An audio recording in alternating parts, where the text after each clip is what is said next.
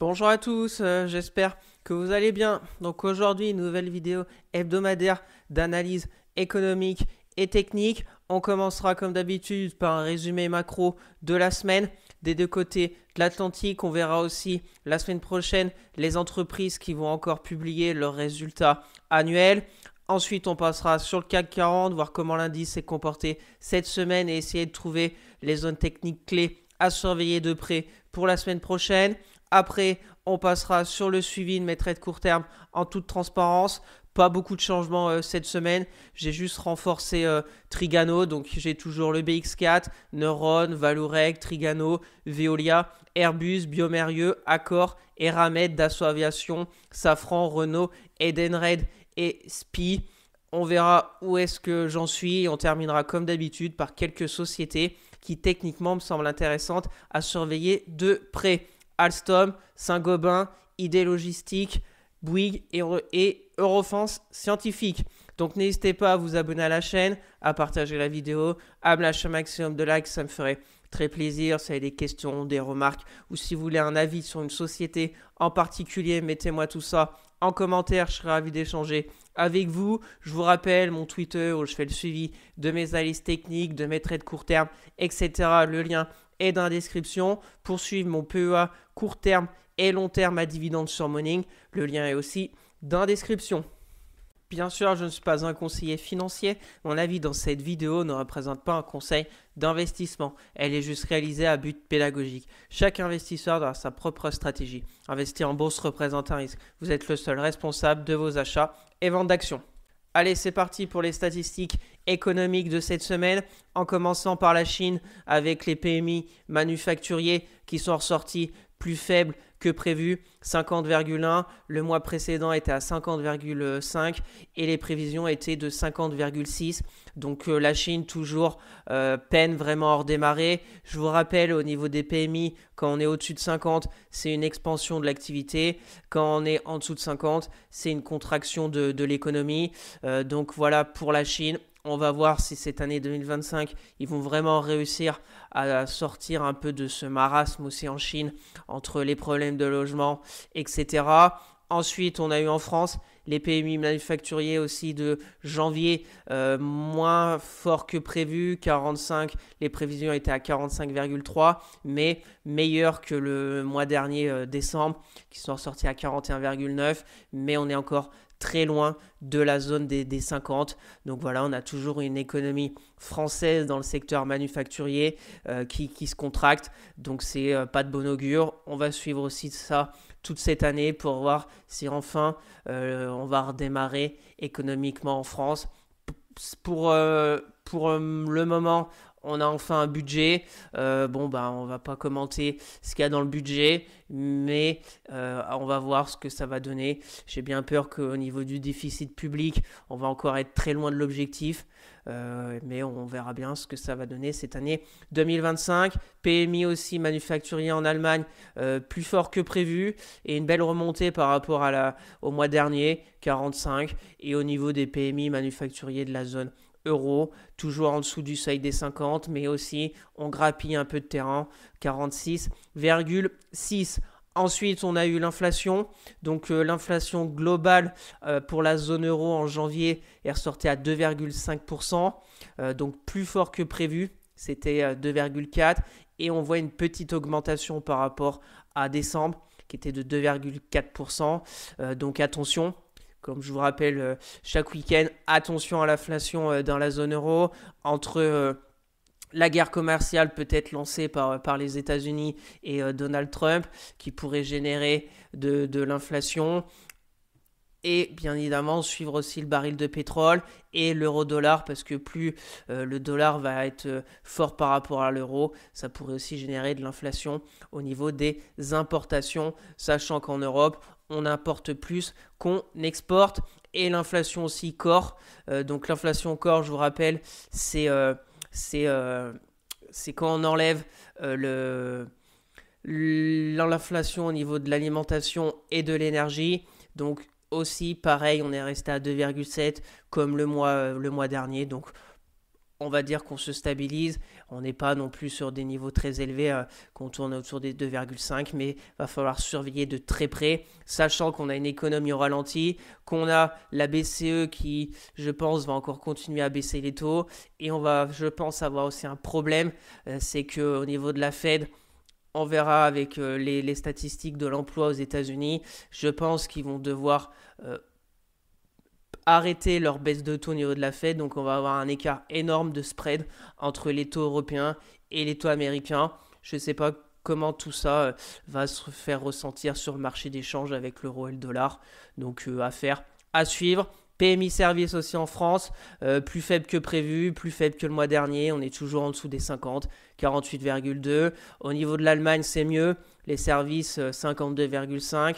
Au niveau des PMI composites, S&P Global, en Europe, le PMI composite, c'est le service plus la manufacture. Donc, on est à la limite, 50,2, c'est plutôt pas mal, parce que le mois dernier, on était à 49,6, donc on passe au-dessus des 50, donc c'est plutôt encourageant. Et les services, on est aux alentours des 51,3. Donc voilà au niveau des statistiques de la zone euro. Donc pour résumer, une économie toujours ralentie, pas non plus catastrophique. Est-ce que maintenant on va voir, est-ce que la baisse des taux au niveau de la BCE va se faire ressentir sur l'économie européenne? À suivre de près, bien évidemment, la France avec ce nouveau budget, comment ça va se mettre en place et est-ce qu'on va arriver à revenir vers la zone des 50 au niveau des PMI. Allez, on va passer maintenant aux statistiques économiques des États-Unis. Alors bien évidemment, avec Donald Trump, la volatilité est revenue sur les marchés. Ça nous change de Biden. Trump, à tout moment, il peut nous lancer un tweet ou une déclaration. Là, on a vu avec ses tarifs douaniers. Donc ça tape très fort au début en envoyant des chiffres de 25%. On a même écouté qu'il voulait annexer le Canada. Voilà, donc ça, bien évidemment, les marchés prennent un peu peur sur le moment. Après, il revient un peu en arrière. Ça parle de la Chine. Ça part un peu dans tous les sens au niveau des États-Unis. Pour ceux qui étaient présents à la première investiture de Trump, c'est sa marque de fabrique. Après, qu'on aime ou qu'on n'aime pas, il arrive quand même à avoir des résultats. Après, on verra ce que ça va donner. Ce qu'il va falloir surveiller, bien évidemment, aux États-Unis, c'est l'inflation, parce que sa politique est très inflationniste. Si en plus, il se coupe du reste du monde, c'est encore plus inflationniste. Si il renvoie tous les migrants, etc., même les travailleurs, il va y avoir énormément de problèmes au niveau des entre guillemets les petits emplois, où il va y avoir beaucoup de concurrence et sûrement que le salaire risque d'augmenter, donc inflationniste aussi. Donc affaire à suivre. Je pense qu'il va devoir se calmer. Après, son but de Trump, c'est vraiment de tirer le pétrole vers le bas. On verra le graphique du baril de pétrole, mais en fait, je pense que sa stratégie, c'est vraiment de payer au niveau de l'énergie très très faible pour pas que l'inflation soit hors de contrôle. Donc on verra bien ce que ça va donner. Ça va être très intéressant de suivre aussi les statistiques économiques des États-Unis cette année 2025. Donc les PMI manufacturiers toujours très forts. On était à 49,4 le mois dernier, on est repassé au-dessus des 50, 51,2, encore plus fort que prévu. Les PMI composites de S&P Global, pareil, 52,7, moins fort que le mois dernier, mais mieux que les prévisions. Les services aux alentours des 52,9, rien à signaler de particulier. On est bien meilleur au niveau des États-Unis que la zone euro.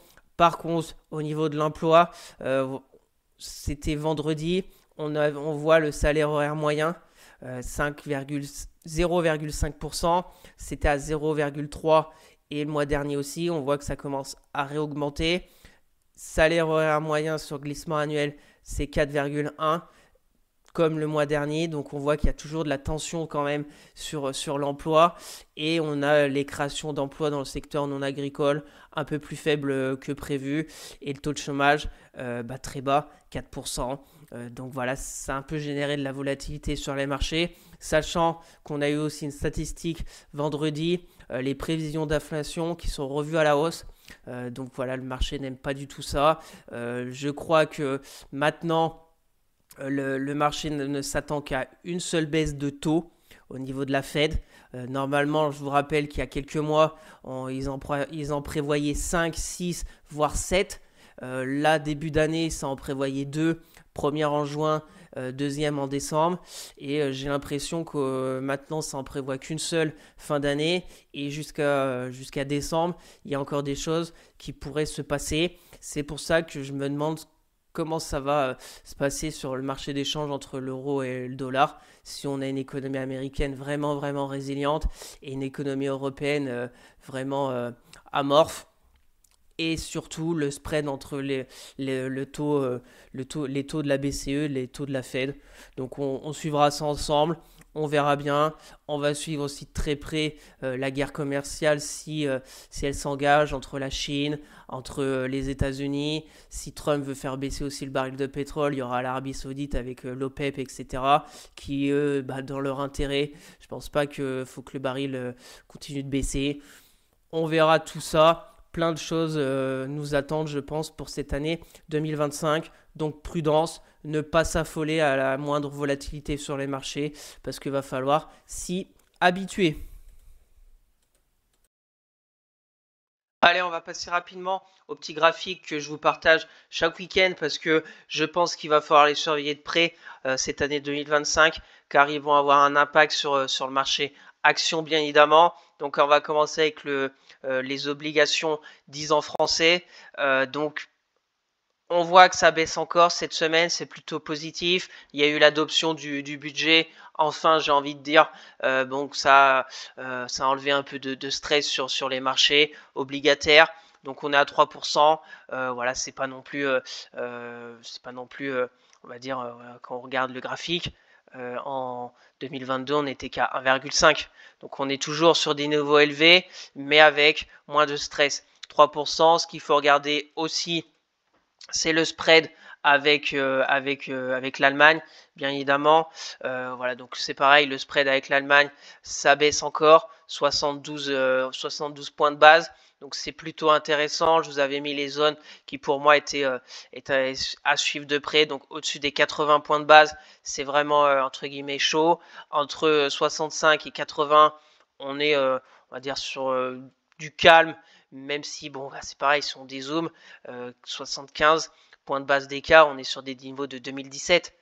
Mais bon, c'est comme ça, le marché est comme ça. Ce qu'il va falloir bien évidemment suivre de très près, c'est les agences de notation pour la dette de la France.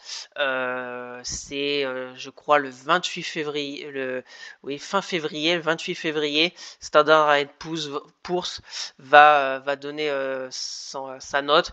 Et attention, si elle dégrade, on est à moins, donc on pourrait se retrouver à simple A.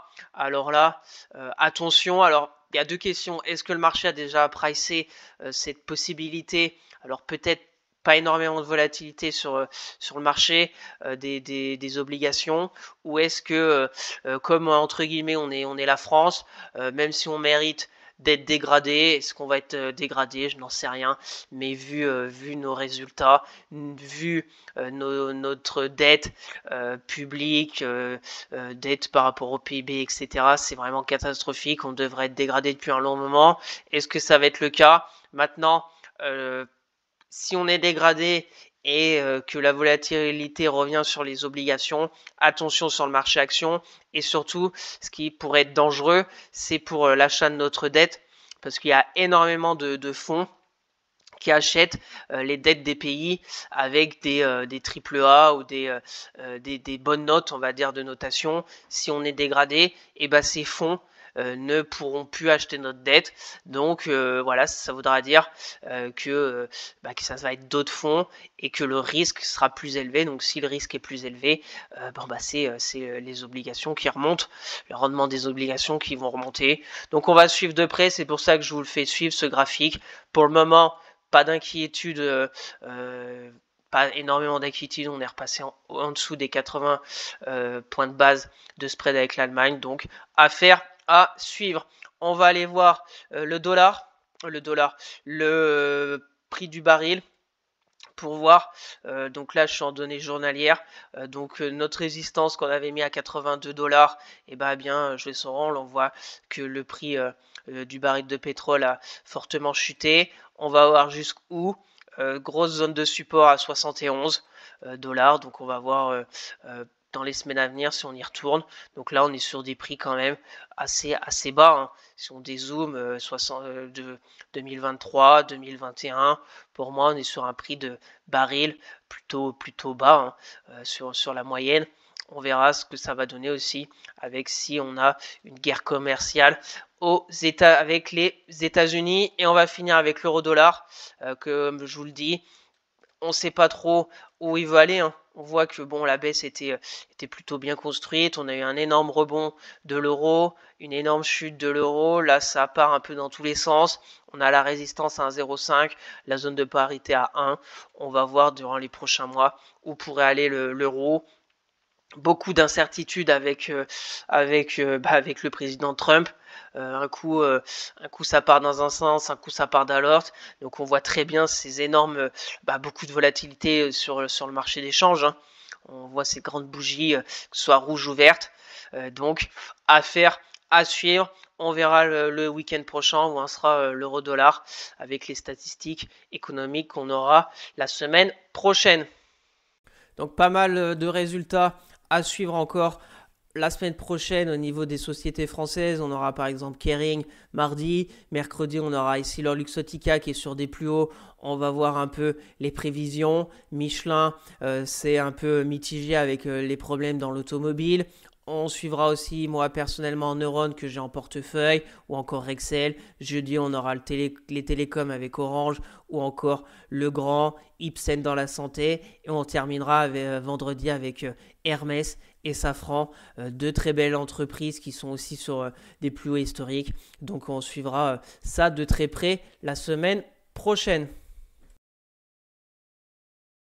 Allez, c'est parti pour l'analyse technique de notre bon vieux CAC 40 en données hebdomadaires. Une semaine plutôt encore positive. On fait plus 0,29. Alors beaucoup de volatilité, surtout lundi avec ce gap baissier. Mais on n'avait rien cassé. On est revenu chercher les 7800 points pour repartir en fin de semaine. On est pile poil sous la résistance des 8000 points. Donc on n'est plus très loin maintenant d'un nouveau record sur le CAC. Donc techniquement en hebdo, on est toujours dans cette sorte de canal haussier. On est bien orienté au-dessus des moyennes mobiles, la 10, la 20 qui a croisé à la hausse. Donc c'est toujours très positif. La 200 est bien évidemment toujours bien en dessous des cours. On a aussi la 50. Donc en hebdomadaire, on a même les bandes de Bollinger qui sont ouvertes. Donc il y a un vrai momentum d'acheteurs. Donc dans ce contexte-là, bien évidemment, il faut plutôt privilégier les achats. Maintenant, peut-être que le CAC 40 la semaine prochaine ne va pas casser les 8000 points pour aller sur des nouveaux records vers les 8300 points. On peut avoir une phase de latéralisation comme un peu ces 2 semaines en finale. La semaine dernière, on fait plus 0,28, cette semaine plus 0,29. Donc on ne bouge plus trop, mais on n'a pas vraiment de prise de bénéfice. Donc c'est plutôt intéressant pour essayer de choisir des actions qui techniquement peuvent être bien orientées tant qu'on n'a pas d'affolement et de retour énormément de volatilité sur le CAC 40. On va se mettre en journalier pour voir les niveaux de plus près. Donc cette semaine, gap baissier lundi, revenu sur la zone de polarité des 7800. On avait aussi identifié cette zone. On est reparti à la hausse, chercher les 8000 points. Jeudi, on fait 8004 et vendredi, on baisse un peu, moins 0,43. Donc rien d'alarmant. à suivre pour la semaine prochaine, et ben c'est les deux zones résistance 8000 points, support à ne pas enfoncer les 7800 points, et on peut très bien encore travailler. On voit ici par exemple, pendant quelques jours on avait travaillé, on était reparti. On peut très bien faire comme ça, quelques jours, repartir, pullback, aller chercher un nouveau record vers les 8300 points dans quelques semaines. Tant qu'on tient les 7008, c'est plutôt positif. On peut après, bien évidemment, aller chercher les comblements de gap. Mais déjà, si on revient à 7600, attention, parce que ça nous ferait quand même une baisse de 4%. Bon, la dynamique haussière ne serait pas interrompue, mais je pense que ça pourrait quand même faire beaucoup, 4%, surtout sur une semaine. Donc pour la semaine prochaine, les niveaux 8000, 7700, petite faiblesse parce qu'on voit que techniquement on a une divergence sur le RSI. Attendez, je vais vous la mettre. Là, on va se mettre en ligne de clôture pour voir que le sommet du vendredi 24 est plus bas que le sommet du jeudi 6. Et on voit sur le RSI, c'est l'inverse. Voilà, donc petite divergence baissière sur les RSI. On va voir si ça se confirme lundi, cette divergence avec le RSI. On verra bien ce que ça va donner. Donc un petit signal tout petit de faiblesse, affaire à suivre. Au niveau du CAC 40, pour conclure, à surveiller les 8000 points, la résistance, le support à ne pas enfoncer la semaine prochaine, les 7800. Et on se redonne rendez-vous le week-end prochain pour faire un point. On va peut-être avoir un croisement de la M50 avec la M200. Je vous ai fait une vidéo sur la croix dorée, là, donc la Golden Cross, qui est toujours un signal très positif. La dernière fois qu'on a vu un croisement, c'était ici sur le CAC. C'était aussi janvier 2024. On avait bien progressé. On a eu aussi croisement à la hausse ici en décembre 2022. On avait aussi énormément progressé. Donc on va voir si ça croise à la hausse, si ça en progresse comme dans le passé au niveau du CAC 40. Allez, on va passer sur le suivi de mes trades court terme. On va commencer comme d'habitude avec mon fameux BX4 que je ne touche rien. Mon PRU est assez élevé à 0,88. Ma stratégie sur le BX4, c'est d'essayer peut-être, si on a une correction un peu plus profonde sur le CAC 40, peut-être aller combler les gaps, essayer d'en reprendre sur un vrai signal de baisse et faire baisser mon PRU et sortir avec le moins de dégâts possible. Après, je le garde parce que je continue aussi de soit me renforcer de mes actions court terme, soit d'essayer de faire d'autres trades sur d'autres sociétés parce que le momentum acheteur est toujours présent. Donc c'est un peu une sorte de, entre guillemets, d'assurance, de couverture. On verra bien comment ça va se terminer. Après, pour les personnes qui souhaiteraient bien évidemment prendre du BX4, il y a une stratégie très très simple pour la semaine prochaine. C'est les plus hauts, c'est se dire si lundi on clôture sur le CAC 40, plus bas que les plus bas de vendredi, et sur le BX4 plus haut que les plus hauts de vendredi, soit par exemple ici, et on prend position et puis on essaye d'accompagner. Voilà, moi je suis déjà dans le train, c'est pas ma stratégie, mais si vous êtes plutôt, si vous vous dites le CAC a fortement progressé, les indices américains c'est moyen, il y a les résultats à venir, et pourquoi pas, money management, diversification aussi du portefeuille, peut-être pour couvrir aussi si vous avez des trades court terme en cours, et vous prenez, il y aura la première résistance à peu près ici, comme on a vu sur le CAC, et puis si ça va encore plus loin, il y aura les gaps baissiers sur le BX4, on remonte son stop à son PRU et puis on essaye d'accompagner au maximum. On va voir. Je pense que le CAC peut dépasser ses 8000 points. Est-ce qu'il va le faire dans les médias ou pas?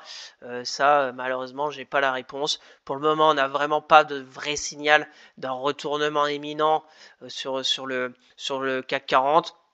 Les résultats d'entreprise sont plutôt dans l'ensemble pas mal. On a surtout les bancaires qui ont délivré des très bons résultats. Donc comme elles pèsent un peu dans l'indice du CAC 40, ça aide. On a le luxe, c'est un peu mitigé. LVMH, L'Oréal, pas top. On va voir Hermès la semaine prochaine. Et on verra aussi par exemple Safran qui est vraiment aussi sur des records, et Silor Luxottica qui est sur des records. Donc si Hermès et Silor et Safran descendent un peu par rapport à leurs résultats, bien évidemment ça peut donner un coup au niveau du CAC 40. Et à contrario, si les résultats sont bien accueillis, le CAC 40 pourrait dépasser les 8000 points. Mais je pense quand même que avec les résultats des bancaires et qui ont très bien performé cette semaine, une petite respiration sur les bancaires serait plutôt pas mal.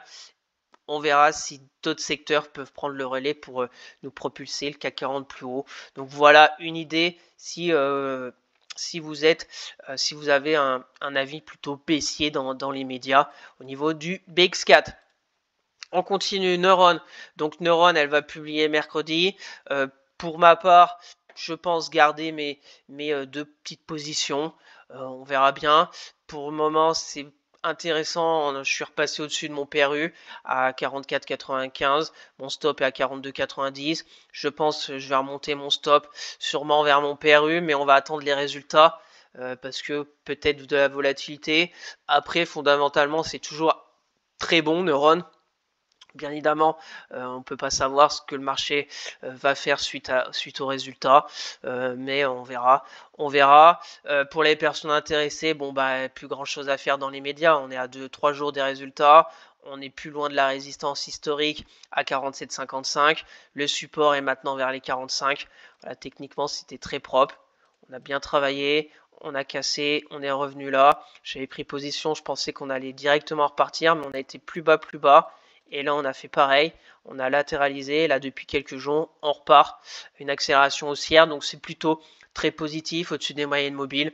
On se redonne rendez-vous le week-end prochain et la semaine sur Twitter pour me suivre. Le lien est dans la description s'il se passe quelque chose sur Neuron. On continue, Vallourec. Alors, Vallourec n'arrive pas vraiment à aller combler ce petit gap en clôture à 19 €. On a vu jeudi, on a fait une méchotte, on n'a pas clôturé. Voilà, ça peine, mais c'est plutôt pas mal. On tient au-dessus. Dommage de m'être fait sortir quelques positions sur la bougie du 29 avec cette énorme mèche basse. J'avais un stop vers 17,70, je me suis fait sortir deux tiers de ma position. Voilà, après j'étais en gain, donc c'est comme ça. On va suivre s'il y a une possibilité de rentrer des actions de Vallourec, pourquoi pas. Donc soit sur passage en force des 19 €, par exemple, comme ça, pour aller encore plus haut. Après, Vallourec, elle a un très beau parcours. J'ai même pas encore regardé les niveaux. On va faire rapidement. Voilà, après, on est quand même à 19 €. Il faut même se mettre en mensuel pour voir, parce que Vallourec, si vous ne connaissez pas, c'était vraiment une descente aux enfers. Hein. Vallourec, elle était vers les 900 € en 2008, même si on remonte pas aussi loin, mais en 2013, en 2014, il y a 10 ans, elle était à 300 €. Elle est descendue à 4 €. Donc c'est vraiment une descente aux enfers. Et là, on est en train d'essayer de repartir. Donc techniquement, c'est pas mal. Hop, de repartir, mais après pour trouver des niveaux, voilà, c'est compliqué. Après, je sais pas où est. Après, il faut les bougies. Là, on a des bougies en hebdomadaire. Hop. Par exemple, cette bougie, on fait du -20. Les bougies hebdo en 2020, c'était -9, -20, -20, -33. Donc ça avait fait du dégât suite au crash du Covid sur Vallourec. Donc pour le moment, on est presque revenu sur des niveaux de 2020. On verra bien. Donc on va noter cette zone vers les 23-24. Donc voilà, pour moi, pour ma part, j'accompagne sur Vallourec. Donc voilà, un 23-24, bien évidemment, c'est très éloigné. Ça nous fait encore 22. Mais on continue. De toute façon, le schéma haussier sur Vallourec, qui est très bien construit. On peut suivre, par exemple, la moyenne mobile 50 journalière, qui est aussi très bien en support dynamique. Donc je suis dans les résultats 27 février. On suivra ça. On verra ce qui va se passer au niveau de Vallourec. Pour le moment, elle est bloquée sous la résistance. On a un petit support intermédiaire à 18 22, mais j'ai envie de l'enlever avec cette bougie. Donc pour moi, le support a vraiment pas enfoncé, c'est les 17,28 sur Valourec. On continue, Trigano. Alors Trigano, je me suis renforcé cette semaine, jeudi, parce que bon bah je vous en parle tous les week-ends. Je vous ai parlé de cette phase de range. On est sorti par le haut, on a fait un pullback lundi et on est reparti sur Trigano. Donc je renforce encore ma position, je fais baisser mon PRU qui est maintenant à 137,70 €. Donc maintenant voilà, mon objectif c'est d'aller vers les 140, 142 et au moins mon PRU dans les prochains jours. La dynamique est belle, les moyennes mobiles sont toutes bien orientées, la 10, la 20, la 50, la 200, la 50 à croiser avec la 200. Donc on a une golden cross. On va suivre de près, donc plutôt intéressant pour les personnes intéressées. Pareil, c'est pas mal. À voir si la semaine prochaine ça baisse un peu, mais voilà, par ici, faut pas revenir dans ce range en fait. Donc si on revient un petit peu vers les 131, et ben voilà, il y a une stratégie à aller chercher 142 et voire plus. Là on a toujours un gap. On va aller tirer ce gap. On a toujours un gros gap baissier. Donc on continue, la dynamique est belle, on accompagne, c'est haussier. Donc les voyants entre guillemets sont au vert au niveau de Trigano. Le RSI est aussi positif. Donc voilà, je me suis renforcé cette semaine. On va voir jusqu'où elle pourrait aller. Un petit support oblique que j'ai aussi tracé. Donc affaire à suivre. On continue, Veolia. Donc Veolia, plutôt pas mal cette semaine. Je vous en parle comme quoi je n'arrive pas trop à voir ce qu'elle veut faire techniquement, mais elle commence à construire quelque chose de plutôt intéressant. On avait une sorte de biseau descendant, on a cassé le biseau mais on est revenu. Là j'ai une sorte de peut-être support oblique haussier. On a aussi une petite zone ici de résistance, on est pile poil dessus. On aura une résistance un peu plus haute vers les 28,50. On va voir. Résultat le 27 février. On va voir si pour mon cas aussi me renforcer pour faire un peu baisser mon PRU sur Veolia. Après bon, c'est pas extrêmement volatile. Voilà, ça fait pas des baisses ou des hausses de 10-20% en une semaine. Mais pourquoi pas, on va suivre. Il y a quand même du mieux depuis ces points bas là et de cette énorme mèche basse vers les 26,34. Les moyennes mobiles, on voit aussi qu'elles sont en soutien des cours. Donc c'est plutôt pas mal, même s'il n'y a pas non plus voilà, de vrai momentum acheteur. On voit des fois des grandes bougies rouges, on voit des mèches un peu partout. On va suivre la semaine prochaine. Le RSI est aussi bien orienté. Donc affaire à suivre. Pour les personnes intéressées, bon, ben, on a la résistance ici. Mais le problème, on ne sait pas trop où mettre son stop. Parce que là, c'est un peu le brouillard dans les bougies. On a aussi la résistance dynamique, peut-être la M200. On a ici. Donc pour rentrer, c'est assez compliqué en ce moment sur Veolia. On verra bien si on a plus de certitude le week-end prochain. On continue Airbus. Donc Airbus, plutôt une semaine positive. Résultat le 20 février, pardon. On voit que le RSI est collé vers sa zone de surachat. On va dire qu'elle fait une pause. Elle fait une petite pause dans sa hausse. Si on se met en 4 heures, on voit très bien. Hein. On a une baisse de la volatilité. On a deux niveaux là. On peut se dire un peu là on est sur du 4 heures, mais on va se mettre en journalier. C'est à peu près la même chose. On a eu la première impulsion haussière, là on a travaillé la zone, deuxième, et là on est en train de travailler. Donc on va suivre. Si on sort au-dessus, on a les records à 171. Si on va en dessous, et ben le support à surveiller à 160. J'ai mon stop à 158.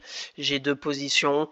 On va suivre. Si elle casse, pourquoi pas essayer d'en reprendre pour faire gonfler ma valorisation d'Airbus. Et on accompagne. Donc voilà, pour les personnes, on peut tenter. Après, bon bah après on sera sur des niveaux inconnus, on sera sur des nouveaux records sur Airbus. C'est pareil, c'est positif, c'est haussier, toutes les moyennes mobiles, la 10, la 20, la 50 à croiser il y a depuis quelques jours, depuis fin d'année dernière la 200. Donc c'est une tendance haussière. On essaye d'accompagner, si on est dedans comme moi, si on n'est pas dedans, bon on essaye sur des replis, bah pourquoi pas rentrer, pour voir jusqu'où elle peut monter Airbus cette année. À surveiller le support des 160 et la résistance est maintenant à 167,84 juste avant les records à 172 €. On continue, Biomérieux. Alors Biomérieux, fin de semaine plutôt délicate. Là c'est un peu comme Airbus. On a bien monté, on s'est stabilisé du mercredi 29 jusqu'au mercredi 5, donc pendant une semaine. On n'a pas bougé sous la résistance. Et là, jeudi, -2, vendredi, presque -1. Donc ça commence à avoir des prises de bénéfices. Alors bon, quand on voit la montée un peu en ligne droite, bien au-dessus de la moyenne mobile 10 qui colle les bandes de Bollinger hautes, c'est plutôt légitime. Maintenant, il faut faire attention. Mon PRE à 110, la zone de support est ici. Elle peut très bien revenir chercher un flux acheteur par ici pour repartir. Et repartir après chercher encore sa résistance à 116. Alors personnellement, ce que je vais surveiller, c'est vers les 111, une stabilisation. Pourquoi pas encore faire gonfler ma valorisation si elle travaille la zone vers les 111, 112 et qu'on voit une belle bougie verte pour repartir, pourquoi pas reprendre pour mon cas, pour les personnes intéressées. Si on revient là, stabilisation à plat, on prend vers les 112,5 et on va chercher là-haut. Dans un premier temps, ça fait un risque-récompense de 2. La dynamique aussi très belle. On est juste en dessous de la M10, peut-être de la M20, mais on voit qu'on s'était écarté des autres moyennes mobiles, la 50, la 200. Si on met les retracements de Fibo, si on se met en ligne de clôture, c'est presque une ligne droite. Si on se met en hebdo, en hebdo, j'ai mes deux zones d'intérêt. Un pullback sur les 111, ça me paraît pas déconnant du tout pour essayer de repartir. Si à contrario, si ça lâche, je me ferai sortir. J'aurai déjà un bon gain de presque 12%. Donc, ça sera déjà pas mal. Le RSI, pareil, retourne un peu vers la zone des 50. Ça va être intéressant de voir si la semaine prochaine, Biomérieux repart à la hausse ou pas. On continue, Accor. Accor, elle continue. Plus rien ne l'arrête. Toujours le même schéma. Canal haussier. J'en avais repris le 24 janvier. Sur passage de la résistance des 48-45. On est revenu ici. Il y avait une autre porte d'entrée sur le pullback. Et là, on est reparti. Donc voilà, on va voir jusqu'où 51,40 qui est pour moi la nouvelle zone de résistance aussi des plus hauts historiques de 2015. Donc on accompagne tranquillement pour ma part. Je remonte mon stop à 46,90. Je pense que je vais le remonter vers les 48,45. Et puis on verra quand est-ce que je me ferai sortir. Sur Accor, les résultats le 20 février. Donc voilà, on accompagne. Maintenant, pour en reprendre, là on est... là, faut se mettre par exemple en 4 heures. Et on voit qu'on est encore en train de franchir une autre résistance. La résistance était là. On peut faire ça. Là, c'est plutôt vraiment court terme. On se met en ligne de clôture. On voit un peu le schéma. Pareil, on a buté vers les 49,82. Et là, vendredi, on casse. Et on est reparti. Est-ce que ça va repartir lundi pour aller chercher 51? Alors, bien évidemment, il y a une stratégie. Après, c'est vraiment plutôt court terme. Aller chercher là-haut. Risque récompense d'un peu plus de 1. En journalier, le problème, c'est que ça, avec un peu de volatilité, on a toujours le canal. Il faudrait mettre son stop un peu plus bas. Après, c'est à vous. Moi, je vous montre juste les graphiques et les zones techniques. Après, je connais pas votre stratégie à vous personnellement. C'est juste des idées et les situations techniques à surveiller. Donc, Accor, je suis dans le train. Le train se passe bien. J'accompagne. En reprendre, on verra. Parce qu'on n'est pas loin des records. Pas loin aussi des résultats. Donc, faut quand même être prudent. On continue, Eramet. Alors, Eramet, j'avais tracé une oblique là. On a cassé l'oblique, j'avais une oblique comme ça. On l'a cassé. On est revenu plutôt sur une zone plutôt horizontale des 52,95, plus un peu cette oblique, un peu de polarité, où on la travaille soit en résistance ici, soit un peu en support ici. Et là, on est reparti. Donc, c'est plutôt pas mal. sur Eramet, bon bah la résistance est à 58,65, le support maintenant est à 52,95 et on va voir par où on va sortir. On voit très bien. Est-ce qu'on va sortir par ici pour retourner à 48 ou est-ce qu'on va faire une configuration un peu comme ça, zigzaguer, casser et aller combler ce gap qui est pour moi mon objectif au niveau d'Eramet. On verra bien. Attention aux résultats en approche vers le 19 février. Le RSI plutôt neutre. Donc affaire à suivre sur Eramet. Pour les personnes intéressées, bon bah c'est soit on essaye de prendre sur le support, soit sur le passage de la résistance. Attention aux résultats. Attention aussi, c'est un peu une action, je ne vais pas dire spéciale, mais voilà, c'est une minière, c'est très cyclique, c'est des grands swings, donc ça peut beaucoup de volatilité sur Eramet. Donc attention quand même, ma stratégie c'est plutôt pour du moyen terme, pour jouer un peu la reprise de la Chine, etc.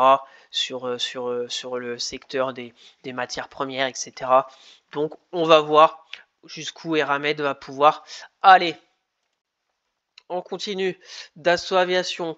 Donc Dassault Aviation, plutôt une semaine positive, sauf jeudi, presque moins 4%, donc pas mal de prise de bénéfices. Après, on est revenu à 211, donc sur une zone un peu de polarité. Donc là, c'est pareil. C'est plutôt intéressant pour soit ceux qui veulent se renforcer, soit ceux qui pensent que la tendance haussière qui a débuté, voilà, on a fait la hausse, on a fait un peu la stabilisation. J'étais rentré le 19 novembre sur le passage, on a zigzagué et là on est reparti. Donc on peut très bien faire comme ça. On est quand même sur des records sur Dassault Aviation. Donc moi personnellement, ce que je vais suivre, c'est lundi. Si lundi on fait par exemple une clôture au-dessus des 214, ça serait plutôt intéressant. Peut-être pour en reprendre. Pour les personnes intéressées, c'est assez simple. La bougie de jeudi, c'était des prises de bénéfices. Vendredi, ça s'est pas accéléré, on a fait +1. Donc voilà, en plus on est pile poil sur les mêmes niveaux.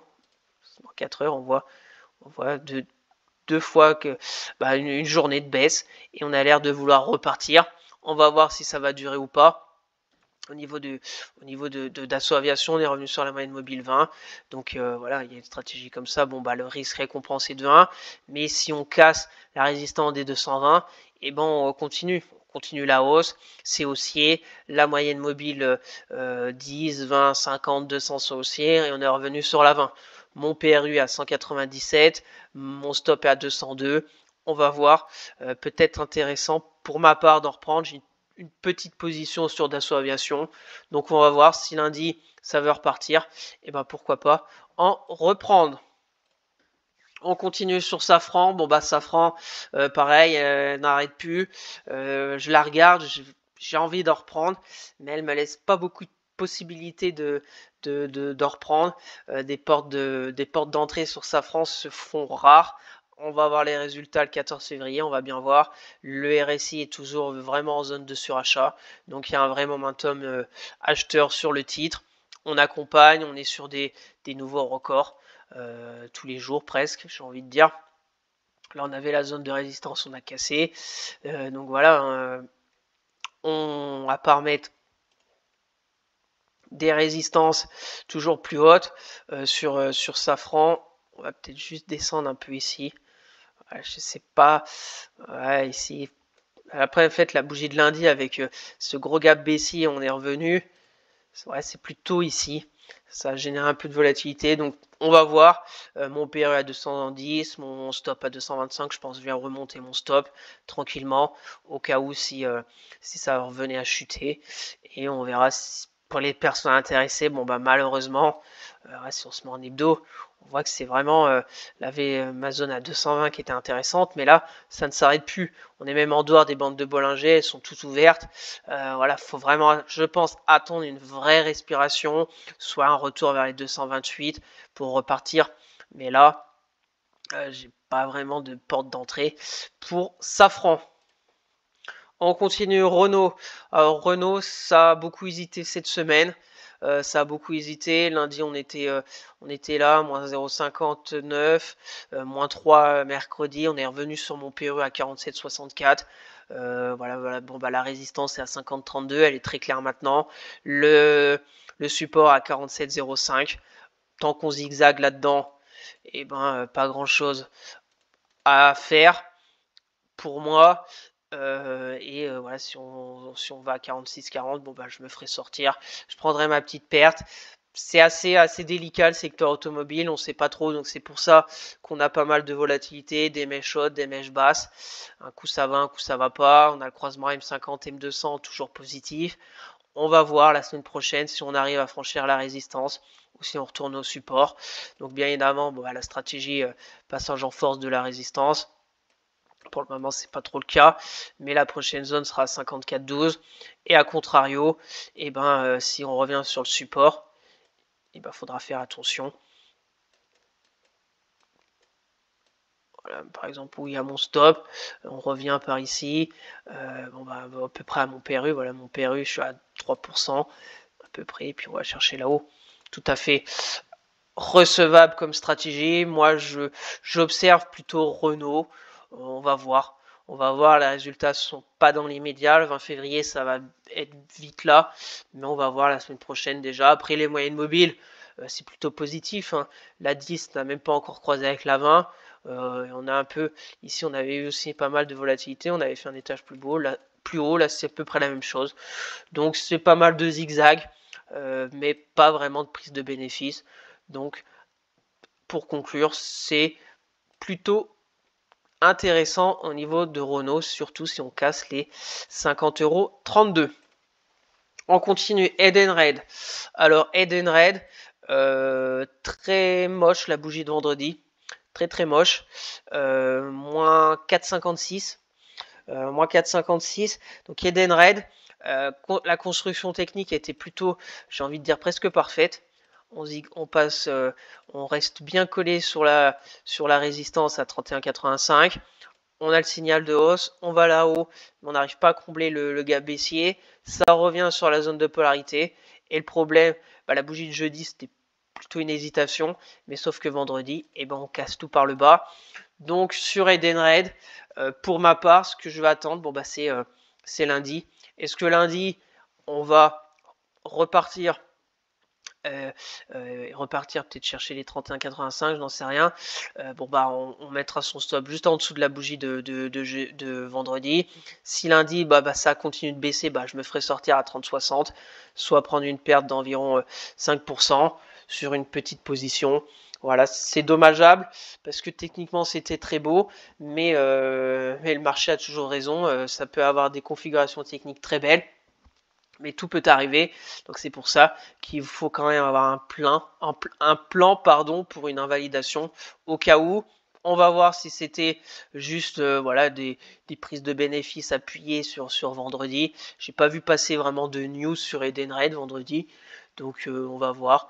Après, si on revient à 30,30, il y a une zone de support. Après, il y a 28,61. Donc on va suivre. Si je me fais sortir, je vous en reparlerai samedi prochain et partagerai sur Twitter aussi.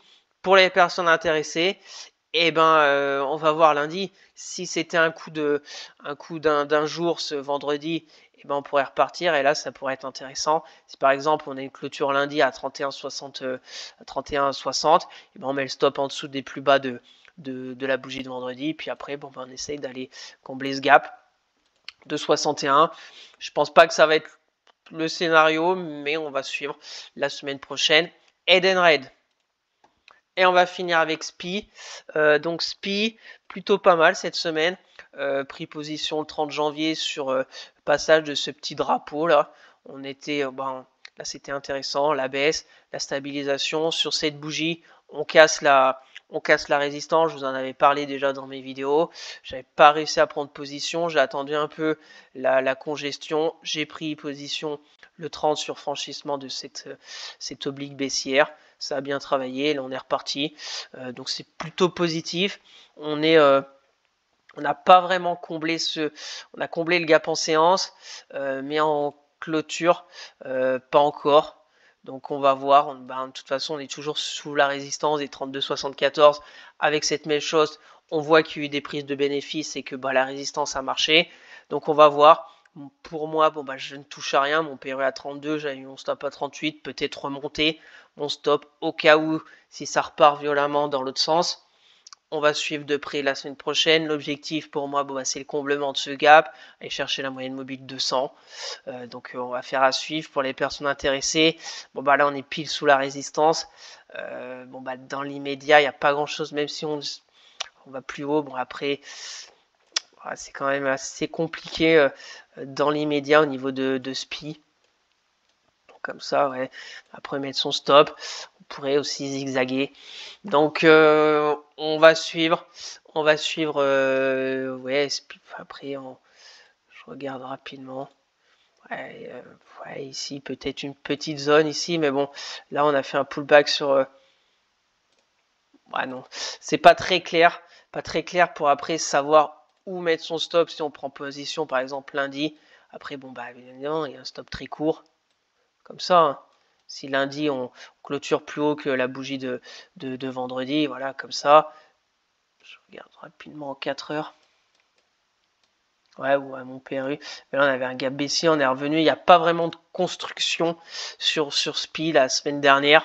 Donc voilà, on va voir jusqu'où SPI va pouvoir m'emmener et on fera un point bien évidemment le week-end prochain. Donc voilà ce tour complet de mes trades toujours en cours dans mon portefeuille. Il y a plutôt du très bon, un peu aussi de moins bon.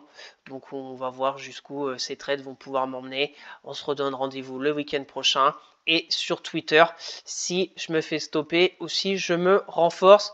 Pour me suivre sur Twitter, le lien est dans la description. Allez, on va finir comme d'habitude par quelques situations techniques que je trouve très intéressantes à vous partager. On va commencer avec Alstom. Alstom, je vous en avais parlé le week-end dernier. Techniquement, elle était très belle. C'est passé que cette semaine, on a eu franchissement de ce biseau, la résistance. Pour être honnête avec vous, j'ai essayé de rentrer sur Alstom jeudi et vendredi, sauf que j'attendais une sorte de petit repli et il n'y en a pas eu.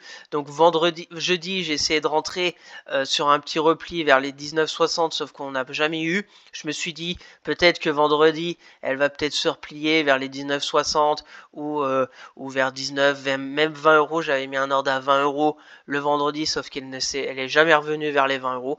Donc peut-être que le train est passé pour moi. On va suivre quand même de près la semaine prochaine parce que techniquement c'est très propre. On a eu la petite zone ici, on a eu cette bougie qui était la porte d'entrée pour Alstom sur franchissement de la résistance, zone de polarité, la résistance oblique baissière, la moyenne mobile 10. Sauf que on a été à 20-26 là, on va attendre. Si on a une construction, ce que je vais regarder, c'est la construction et voir si vers les 19, pour mettre un stop ici, aller chercher là-haut, le risque récompense est 1,33 et bien évidemment l'objectif final serait de retourner vers les 22,74. Voilà un peu ce que je vais essayer de faire le week-end, la semaine prochaine. Alors bien évidemment, si Alstom retourne, ce que j'attends ici, c'est revenir là, avec par exemple 2-3 jours de consolidation un peu avec pas énormément de volatilité, et puis après une autre bougie verte. Si ça fait rouge, elle peut très bien faire ça aussi. Donc je ne rentrerai pas. Donc voilà ce que je vais suivre la semaine prochaine sur Alstom, parce que techniquement c'est plutôt très intéressant. La moyenne mobile 200 aussi journalière en support.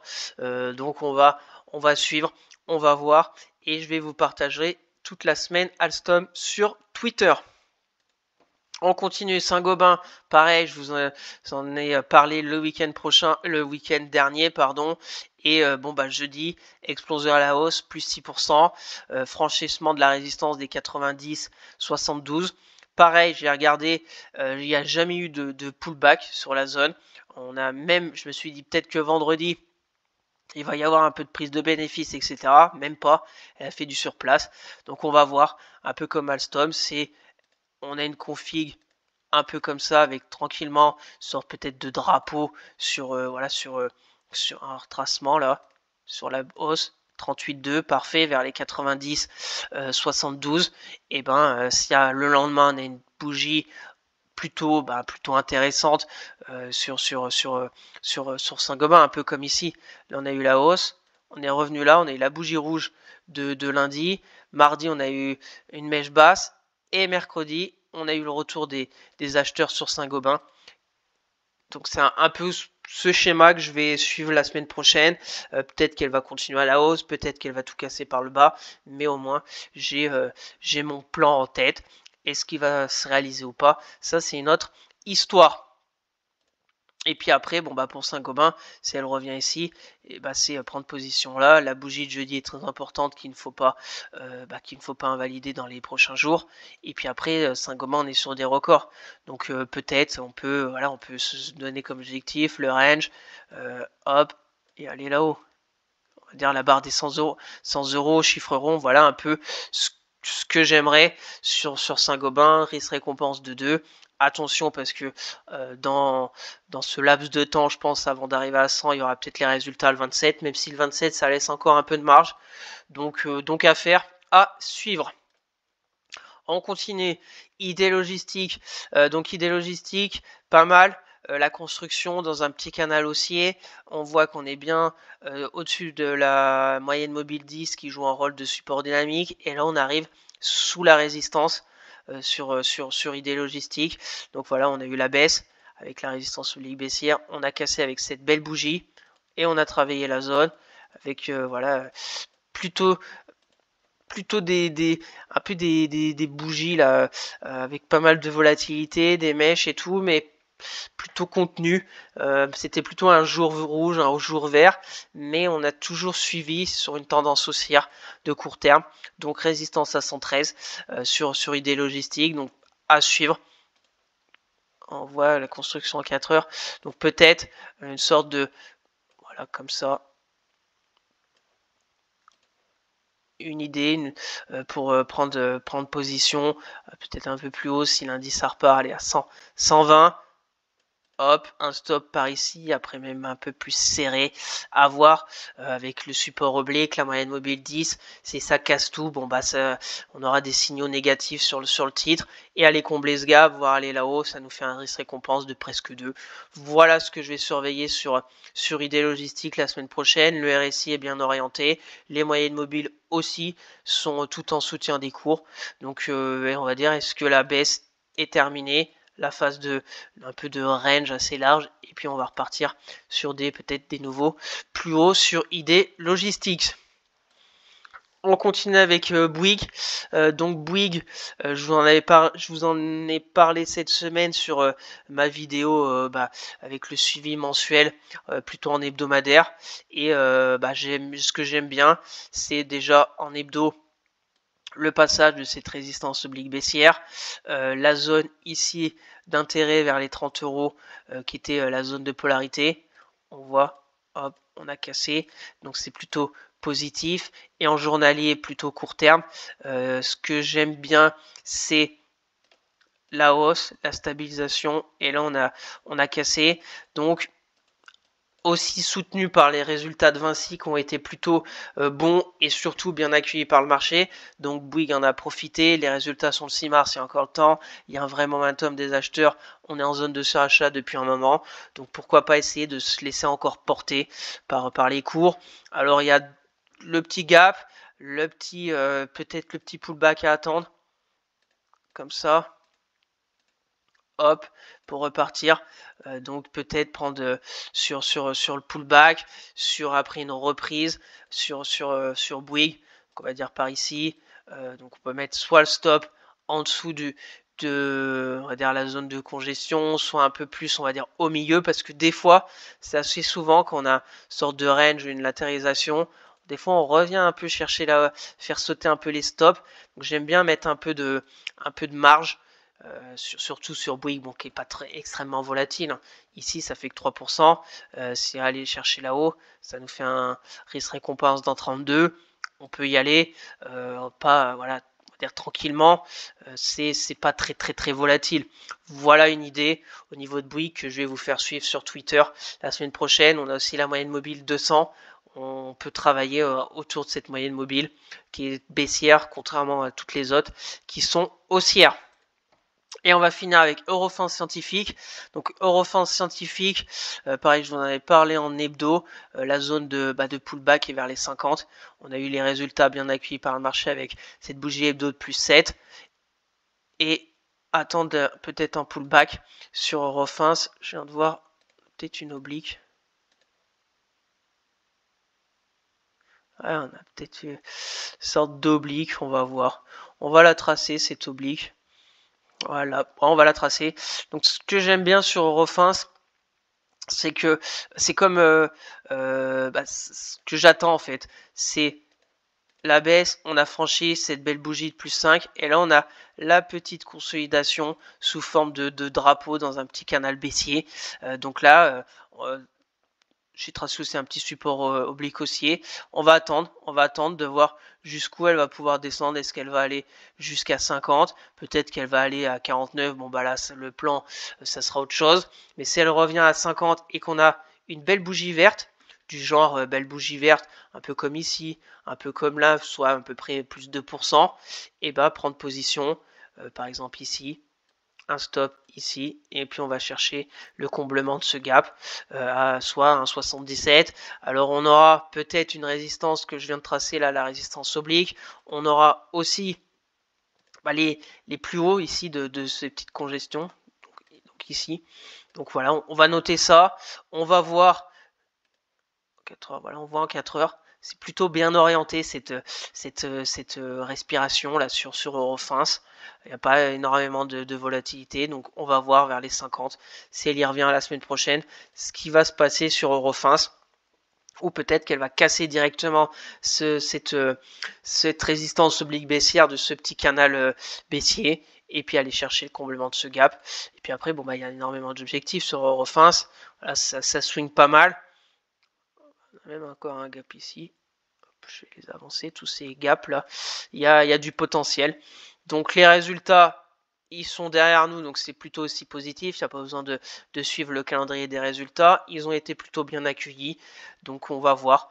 Voilà, je vous la partage parce que j'aime bien cette petite configuration, cette petite congestion bien ordonnée avec la moyenne mobile 200 qui est un peu au même endroit du cours d'Eurofins Scientifique. Donc voilà, ces 5 sociétés que j'avais envie de vous partager parce que techniquement très intéressantes à suivre pour la semaine prochaine. Donc merci à tous d'avoir suivi cette vidéo, j'espère que ça vous plaît, que chaque week-end je vous fasse un point sur les statistiques économiques de la semaine passée, le suivi du CAC 40 avec les zones techniques à surveiller de près pour la semaine prochaine, le suivi de mes trades en toute transparence, voir où c'est que j'en suis, et puis quelques sociétés qui techniquement me semblent intéressantes à surveiller de près. Donc n'hésitez pas à vous abonner à la chaîne, à partager la vidéo, à me lâcher un maximum de likes, ça me ferait très plaisir. Si vous avez des questions, des remarques, ou si vous voulez un avis sur une société en particulier, mettez-moi tout ça en commentaire, je serai ravi d'échanger avec vous. Je vous rappelle mon Twitter où je fais le suivi de mes analyses techniques, de mes trades court terme, etc. Le lien est dans la description. Pour suivre mon PE à court terme et long terme à dividende sur Morning, le lien est aussi dans la description. Sur ce, je vous souhaite un excellent week-end et on se retrouvera la semaine prochaine pour de nouvelles vidéos d'analyse technique. Allez, bye!